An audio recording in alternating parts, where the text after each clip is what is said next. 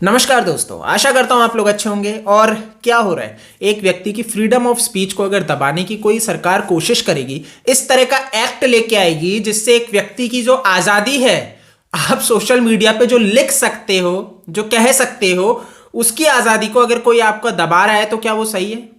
क्या सरकार ऐसा कोई नियम लाती है वो सही है? इसके ऊपर बात करें उससे पहले एक मैं आपसे सवाल पूछना चाहूंगा, क्योंकि सोशल मीडिया की बात हो रही है, इंटरनेट की बात हो रही है, तो एक सवाल है, इसका जवाब आप मुझे बिल्कुल कमेंट में बताओ कि पहला जो वायरस आया था, वायरस शब्द जो है, इसका सबसे पहला वायरस किसने किया था, किसने बनाया था, किसने इजाद किया था? सिंपल सा सवाल है, आप मेरे को उसका देश का नाम बता दो और उस व्यक्ति का नाम बता दो, कमेंट में आप बता दो, अंत में आपको इसका जवाब खुद मिल जाएगा। तो वीडियो के अंत में मैं इसका जवाब दूंगा, उससे पहले अगर आप जानते हैं तो कमेंट करके बताओ, मैं भी जानना चाहता हूं कि कितने लोग बुद्धिजीवी हैं, कि कौन है वो व्यक्ति जो एक बुरी चीज का इजाद कर सकता है। चलो ठीक है, आगे बढ़ते हैं।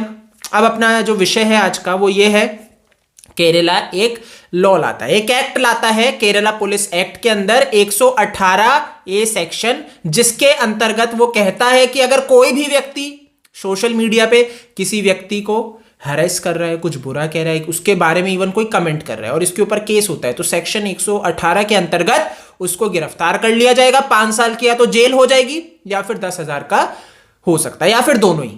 ठीक है, जुर्माना है तो 10,000 का, या फिर जेल और जुर्माना दोनों, सिंपल।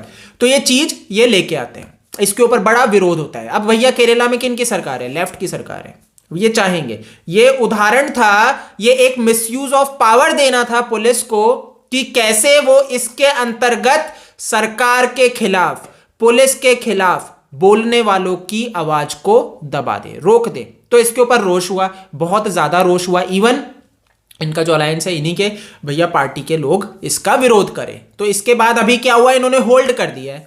इन्होंने कहा है कि भाई हम इसको अभी नहीं पारित कर रहे, अभी हम इसके ऊपर भैया बैठेंगे, बातें करेंगे, विचार करेंगे, सबकी बात सुनेंगे और फिर इसको वापस से लाने की कोशिश करेंगे। अब देखो दोस्तों, आपको समझना पड़ेगा, आज आपने देखा है सुशांत सिंह राजपूत की मृत्यु के बाद, अगर आपने इस चीज को करीब से ऑब्जर्व किया कि किस तरीके से मुंबई पुलिस जो सोशल मीडिया पे बात की है सुशांत की मृत्यु को लेके, उनको दबाने की कोशिश की। एक व्यक्ति की जो स्पीच की जो पावर है, जो कहने की उसको आजादी है, उसको रोकने की कोशिश की जा रही है। आज क्यों मुंबई पुलिस हैशटैग पे नजर रखती है, सुशांत सिंह राजपूत के केस में जो हैशटैग चल रहे हैं? क्यों? क्योंकि ये आवाज को रोकना, तोड़ना चाहती है, मिसयूज ऑफ पावर चाहती है। और इस तरह के एक्ट अगर आ जाएंगे, अगर इस तरह की इनको पावर मिल जाएगी, तो आप कभी सरकार के खिलाफ बोल ही नहीं सकते, आप कभी सरकार के खिलाफ कुछ लिख नहीं सकते।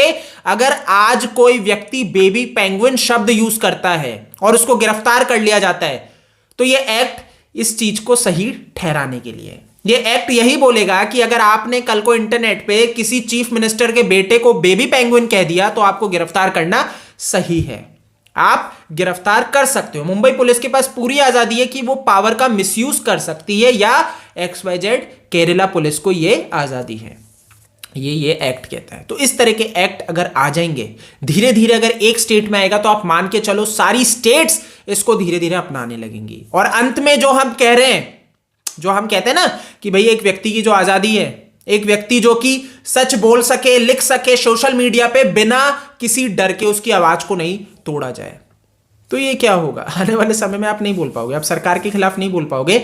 आप जो आज ये मेम्स पेजेस चलते हैं, सार्केज्म दिखाते हो सरकार के खिलाफ, वो खत्म हो जाएगा।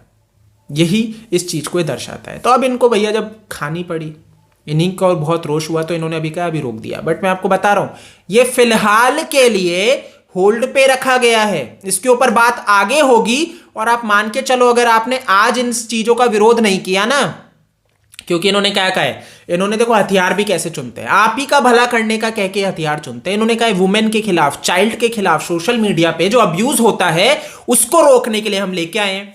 बट ये असलियत नहीं है, ये असलियत नहीं है, ये एक सिर्फ अपने आप को आगे रख के हमारे ऊपर अत्याचार ना हो, सरकार के ऊपर अत्याचार ना हो, सरकार के विरोध में कोई ना बोल पाए, उनकी आवाज को रोकना है ना।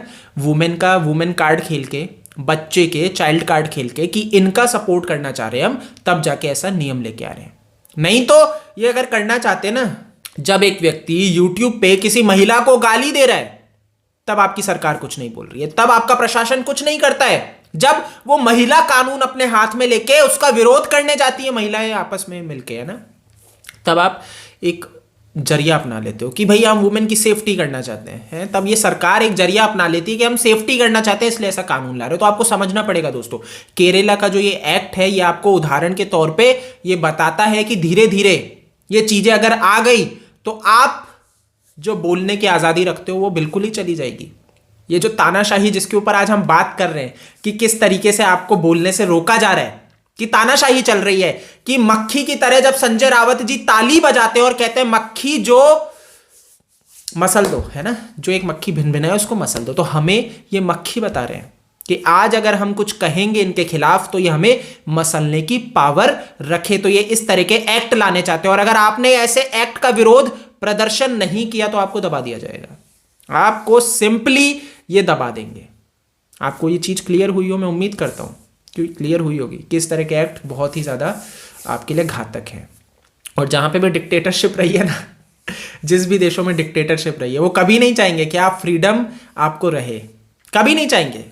चाइना कभी नहीं चाहेगा कि वहां की जनता के पास इतनी फ्रीडम हो कि वो सरकार, वहां के राजा इसके ऊपर कुछ बोल सके, वो कभी नहीं चाहेंगे। आपको एक तरह से वो फ्रीडम कभी नहीं देंगे। तो आप आज हमारे देश को नॉर्थ कोरिया बनता देखना चाहते हो, आज आप हमारे देश को चाइना जैसा बनता देखना चाहते हो कि यहां पे भी तानाशाही आ जाए, यहां पे अगर आप सरकार का विरोध कर दो तो आपको दबा दिया जाए, मार दिया जाए। ये चुनाव आपके हाथ में है, इसीलिए कहते हैं वोट की पावर आपके पास है। पावर जनता के हाथ में है, पावर कि आप वोट क्या सोच के क्या समझ के देते हो। तो आपके हाथ में है दोस्तों ये सारी चीजें कि आप वोट दे दो ऐसे लोगों को जो आपको बोलने की आजादी से दूर कर दे।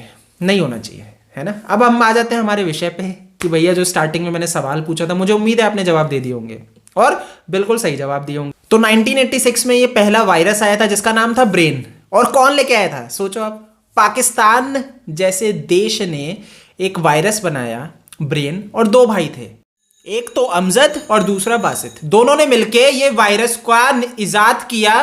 और उस टाइम पे आपको बता दूं 1988 से पहले जितने भी वायरस आए वो घातक नहीं थे। उसके बाद के वायरस लोगों की चपट और भैया खातों में लगाने लगे। तो ये था भैया पूरा एक सीन। मैंने सोचा आपको नहीं पता होता, पता लग गया होगा कि पाकिस्तान वो देश है और वहां का ये लड़का है जिसने वायरस का इजाद किया। और आज आप देख रहे हो कैसे कैसे वायरस आ चुके हैं जो आपके कंप्यूटर में घुस जाते हैं तो भैया पूरा ब्लॉक हो जाता है। रैनसमवेयर तक पहुंच चुके हैं हम आज इस स्थिति में है कि आपको बिटकॉइंस देने पड़ेंगे तब जाके आपका कंप्यूटर अनलॉक होगा। तो सेफ रहो। वायरस का जो ये खेल है बहुत ही घातक है। आपका पूरा कंप्यूटर से आपको हाथ धोना पड़ जाएगा। और अगर बहुत ही ज़्यादा ऐसे डॉक्यूमेंट्स हैं जो आपके बहुत ही कीमती हैं तो आपको काफ़ी अच्छे बिटकॉइंस देने पड़ जाएंगे। तो सेफ्टी रखना जरूर। तो इस वीडियो में दोस्तों इतना ही है। आई होप कि आपको वीडियो पसंद आया होगा और अगर पसंद आए तो इसको लाइक करो, शेयर करो, क्योंकि इंटरनेट आपका है, मोबाइल आपका है ना। और आप मेरे को अगर सपोर्ट करना चाहो इस चैनल को आगे ग्रो होने में तो आप मेरे को यूपीआई कर सकते हो। यूपीआई आईडी आपको नीचे मिल जाएगी, दिख जाएगी, वहां पे आप आराम से यूपीआई कर सकते हो। कोई ज़रूरी नहीं है ज़्यादा अमाउंट दो, ₹1 भी आप इजीली दे सकते हो। आप मेरे से फेसबुक, ट्विटर, इंस्टा पे भी जुड़ सकते हो। OSKD मेरा यूजर नेम है। जय हिंद।